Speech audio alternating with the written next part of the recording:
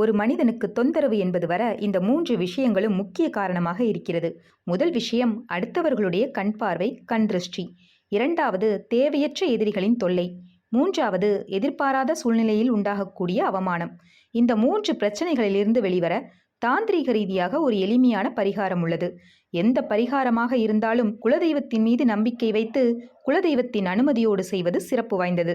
உங்களுக்கு கண் திருஷ்டி, எதிரிகளால் பிரச்சனை, கோர்ட்டு கேஸ் வழக்குகளால் அவமானம், குடும்பத்தில் சண்டை சச்சரவு என்று எந்த பிரச்சனைகள் இருந்தாலும் அந்த பிரச்சனைகளிலிருந்து வெளிவர இந்த பரிகாரத்தை நீங்களே வீட்டில் இருந்தபடியே தாராளமாக செய்யலாம். பரிகாரமானது 48 மிளகுகளை வெள்ளை துணியில் வைத்து மெதுவாக இடிக்கவும்.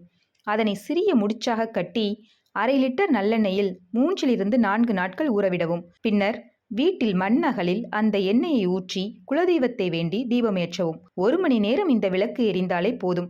உங்கள் வீட்டில் இருக்கும் கஷ்டங்கள் வெளியேறிவிடும். வாரம் ஒரு முறை, முடிந்தால் தொடர்ந்து 48 நாட்கள் இந்த பரிகாரத்தை செய்வதால் சிறந்த பலன்கள் கிடைக்கும்.